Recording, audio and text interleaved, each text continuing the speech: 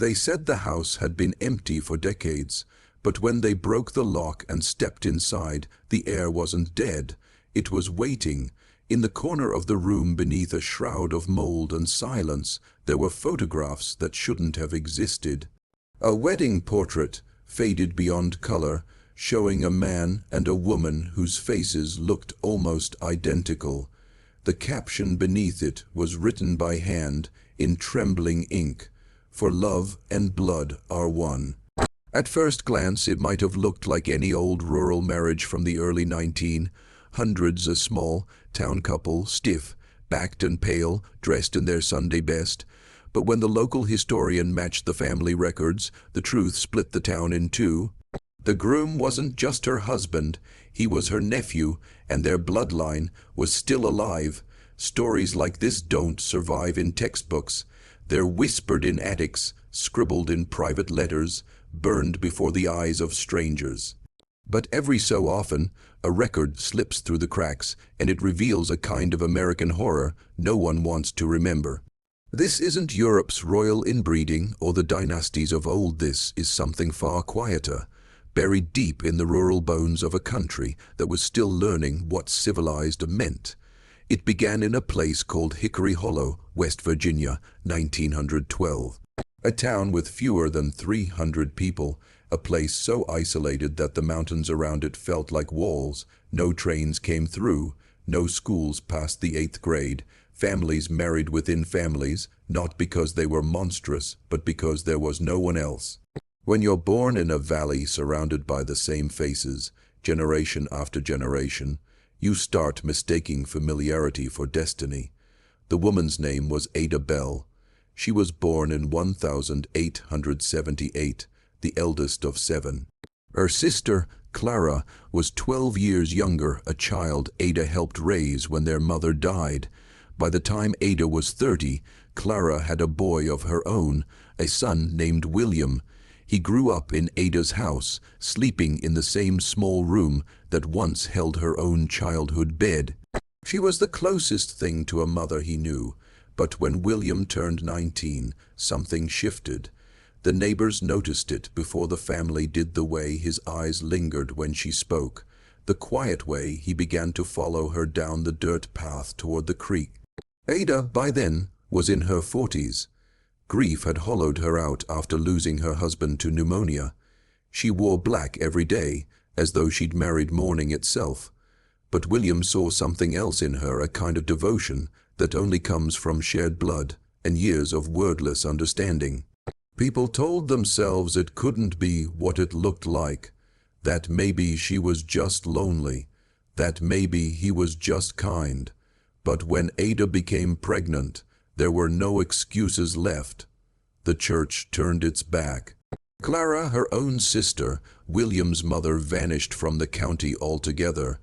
The baby, a girl named Louise, was born with striking features, one blue eye, one gray. The midwife refused to sign the birth record, calling it an abomination. Yet in that tiny valley, nothing was ever truly erased. Everyone knew, they just didn't speak. Historians found the first written mention of the scandal in a 1914 letter to the county clerk, describing the unnatural union between Mrs. Ada Belle H. and her nephew, William C. The letter asked that both be charged under the consanguinity statute. But the sheriff never served a warrant. No one wanted the outside world coming in. That's the thing about places like Hickory Hollow. Secrets don't die there, they ferment. They become part of the soil, part of the trees. And by the 1940s, that family's descendants were still living in the same cabin, under the same warped beams, still calling Ada's photograph grandmother. When researchers from Marshall University came through decades later, they found something uncanny in the records, a line of marriages so entangled that by the 4th generation, the family tree looped back on itself. Cousins became siblings in all but name. Birth certificates were rewritten. The same 6 surnames appeared again and again like a mantra the valley refused to forget. Some of the descendants had strange features, jaw deformities, crossed eyes, stunted growth. Medical journals call it recessive expression, but the locals used another word, curse. Yet the more you read their letters, the more disturbing it becomes, not because of what they did, but because of how they justified it. In one surviving page of Ada's journal, she wrote, "God made Adam and Eve from one body. What is marriage then but a return? It wasn't lust, not to her. It was a kind of twisted faith, an attempt to keep purity by keeping it all within." And that belief didn't end with her death. By 1956, the Belle family had become a myth in the region, ghost stories told to scare children away from wandering too far up the hollow. "Don't go past the third bend," they said. That's where the blue-eyed ones live. But every myth begins somewhere true. An old coal miner once told an interviewer that he'd seen them, pale, silent people with faces that looked too close to the same. They didn't speak much, he said, just watched, always watched. When he was asked what he thought they were guarding, he paused.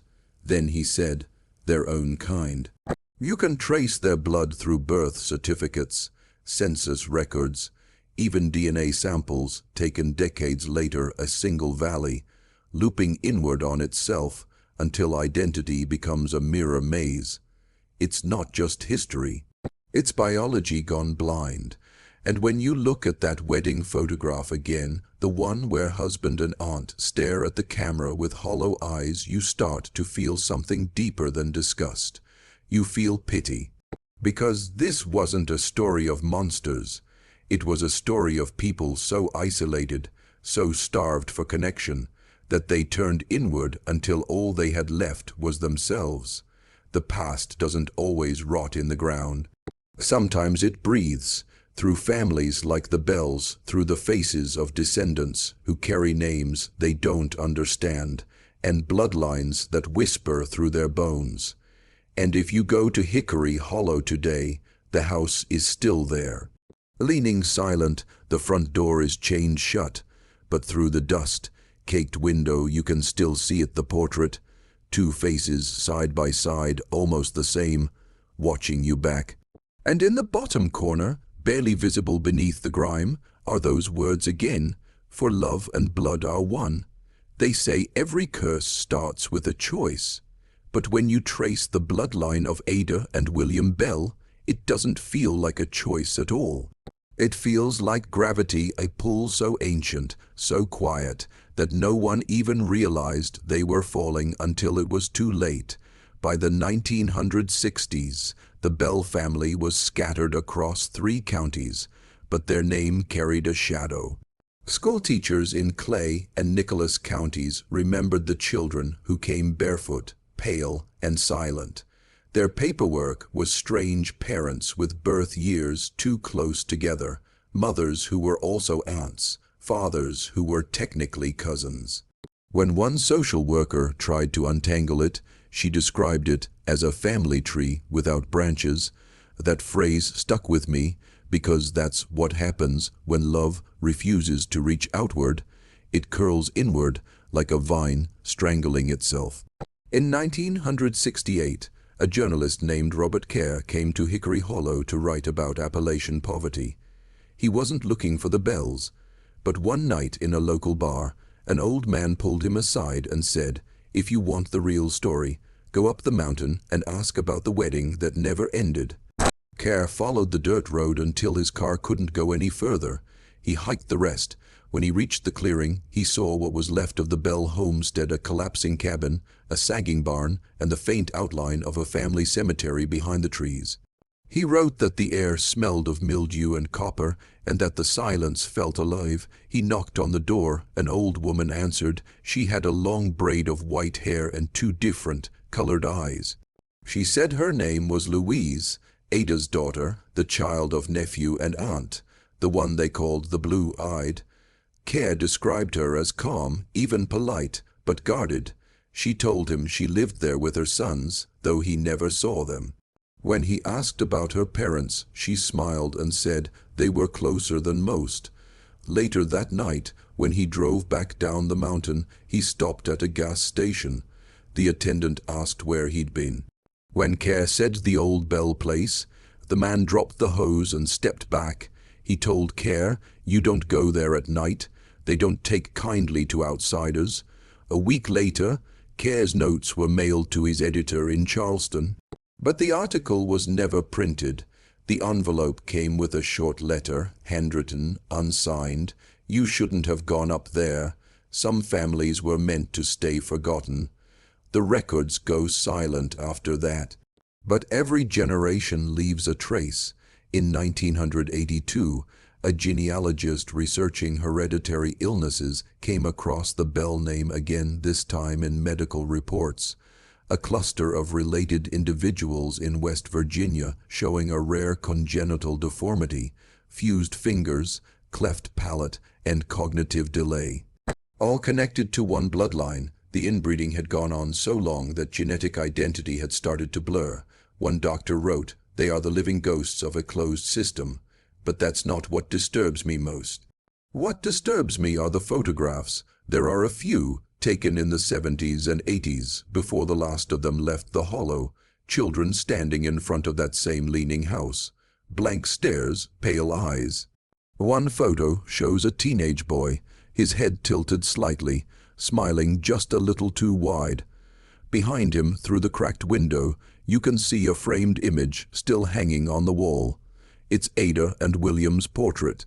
The same one, still watching, when local police eventually condemned the house in the late 1990s. They reported finding human remains in the cemetery out back, unmarked graves, some shallow, some child-sized. DNA analysis linked them all to one family group. No outsiders, no intermarriage. For over 80 years, the blood never left that soil. If you're still watching, you're already braver than most.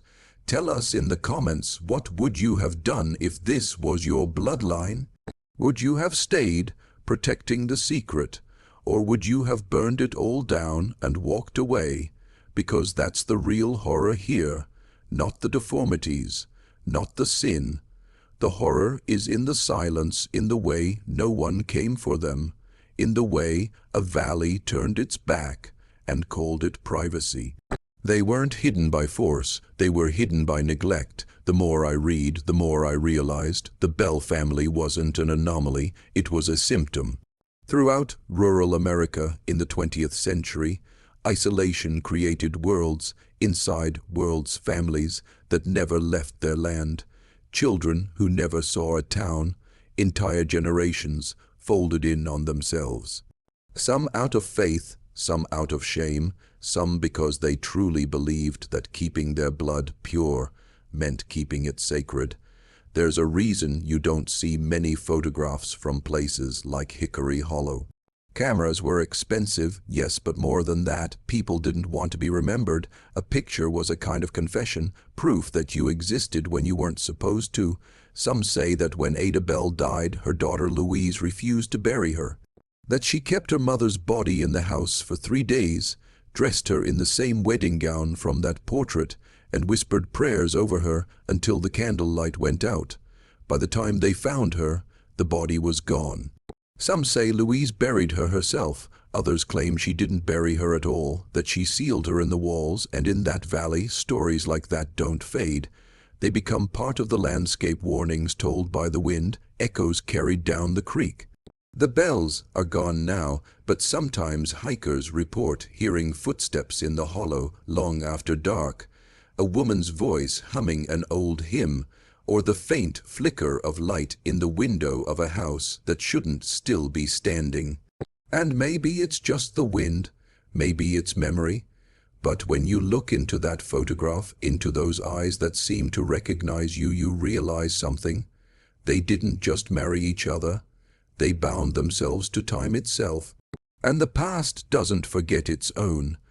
When the state finally leveled the Belle property in 2003, no one wanted to be the one to swing the hammer.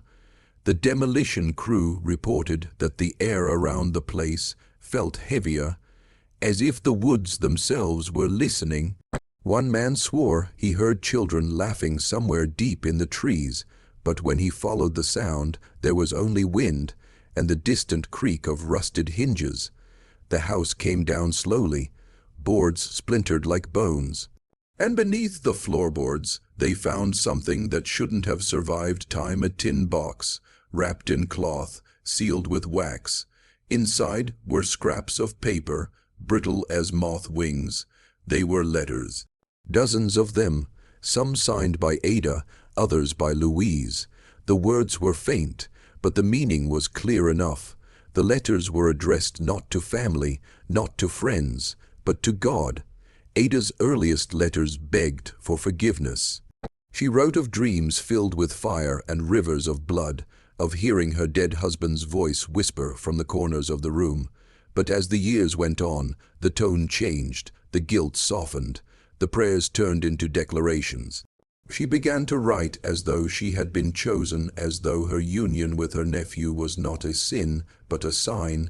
One line burned itself into my mind: if our blood is one, then our souls are one. Let no man tear apart what heaven has joined. The last of Ada's letters was written in 1919. The ink had bled almost completely away, but under light, one phrase could still be read. She has my eyes now. The mark will carry. She, we can assume, meant Louise, her daughter, the child born from that forbidden blood. The one whose mismatched eyes would become the family's haunting symbol for generations. Louise's own letters were darker. Her handwriting was jagged, uneven, as if she'd written them in a shaking hand. In one, she wrote about dreams of many mouths speaking through one voice. In another, she confessed she no longer knew which memories were hers and which belonged to her mother. She wrote, "When I speak, I feel her tongue move too. When I sleep, I dream her dreams." Whether it was madness or heredity, no one can say.